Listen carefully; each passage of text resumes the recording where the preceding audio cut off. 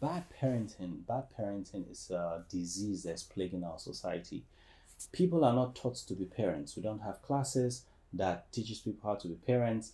Um, we don't have in our family system there's no education being passed down on how to be a great parent. So these kids are raised under bad parents and they become bad parents themselves to their own kids. All people do basically is just that, oh, they look at their past and be like, oh, I never had this when I was growing up. So my kid, I'm sure I'm going to give them all that stuff. And this is bad because too much of everything is not a good thing. Whether you grow up without toys and be like, okay, my kid is going to have every toy in the world, you are also destroying that kid. You'll be like, oh, we grew up without money, so I'm going to work hard, get money, which is great. And then you'll be like, now my kid doesn't never have to work for money. So you've destroyed that kid. Do you understand? So what do you think that kid is going to pass over to his or her own children? Do you understand? So you're building another lazy generation that will end up being in poverty and the cycle repeats itself. What you need to be building is character. Everything needs to be in a balance. Because you lacked something, what are the advantages that brought to you? Right? As an adult, you need to reason. You need to understand what's going on. What are the advantages? To everything, there is an advantage. Because you're in a scary situation as a child, you learned something, right? You learned how to navigate difficult situation.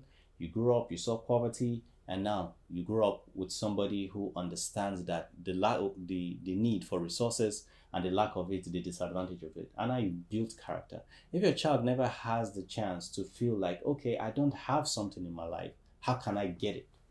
How would they ever learn how to get anything in life? If you raise a child that doesn't face responsibility, they have never had any repercussion of what they are doing in their lives. Those are the people that grow up, get married to other people and give them trouble because they don't understand repercussion. That's somebody who can, hurt their partner because they feel I can just hurt this person without any repercussion. All my life, no problem. My parents has covered me, so they feel like nothing bad is going to happen to them if they do anything negative in society. You say in your family you are like the government, and you're teaching your children like, okay, if you do this, there's going to be a repercussion. And if you grow as an adult, you replace your parents with government or other higher power in their lives. And so they know that, oh, okay, this is probably a crime. This could land me in jail, so I should navigate it this way so I don't end up in jail or ruin my life. Okay, so and if you don't put those power structures in their life, then they end up, very disturbed people. That's why if you're dating somebody, you're not dating that particular person. You are dating their upbringing, how they were raised. Okay, so the key observation if you're thinking of settling down with a partner, because that partner is an investor in your life, that partner is bringing a lot of power and influence into your life. You need to understand their relationship. What kind of people are they? Back in the old days, they usually investigate backgrounds of families and all that.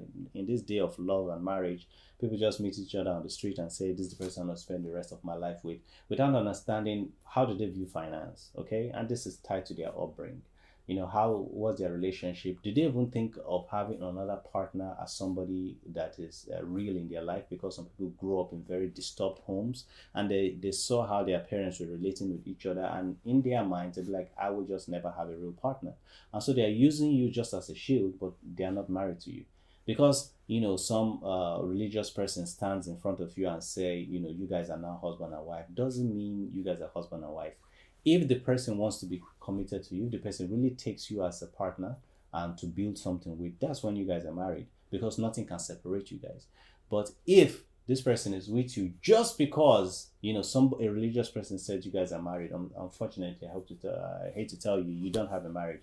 You just have somebody, roommate that you're living with, who's going to give you lots of problems, because this person do not want to plan with you.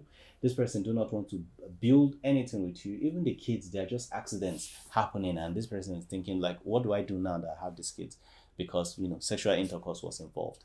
So I think we really need to take things very seriously, especially in relationship, and try to understand that, look, parenting is important. As a culture, as a family unit, we need to introduce parenting, because most people don't know when to implement specific things in their life of their children. One of the things you will notice is that one of signs of bad parenting is like if you see a parent bragging about how they can get their child anything, or they'll get their child anything the child wants, that's a sign of bad parenting. You see a kid, you go to a house, the kid has all the toys and the kid has nothing or wants for nothing. It's a sign of bad parenting, meaning the parent is compensating for something, compensating for not having time for the child. because that parent is definitely not engaging with that child. It's just okay using toys and all that to bribe the child and keep the child away for themselves. Maybe they are busy at work, maybe they are busy, or they just don't want to, they just don't know how to be parents. So whatever the child wants, the child should have, and keep them away. You having the ability to provide for a child is great, but you need to understand that you are raising somebody to become independent and productive in the world. Okay, so you need to actually cushion what you are doing. It's not a thing of pride to just spoil your kids, give them whatever they want. They need to go through a process where they realize, look, I can have all I want, and how do I navigate that in life? If I really want something, how do I navigate that in life? That's building character, or knowing that some things is not a must to actually have them. You can live and survive without certain things. That also build character.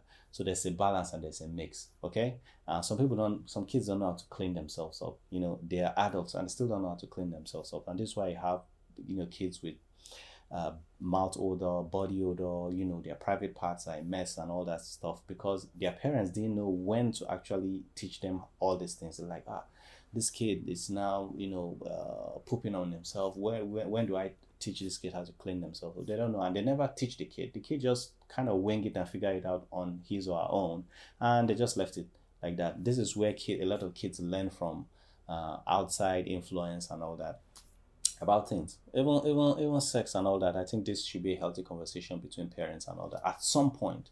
But if you learn how to be a proper parent, you could kind of understand the stages and go through these conversations. And if you have healthy relationship with your kids, which I think that should be your goal, instead of just having enough money to just buy them whatever they want, because you're going to have very terrible people, and when they are off age, you wonder why they are terrible to you, because you raised a terrible person. That's just all. You raised a terrible person, and so they are going to be terrible to you. My name is Skid Sadiq Billionaire. Let's get it.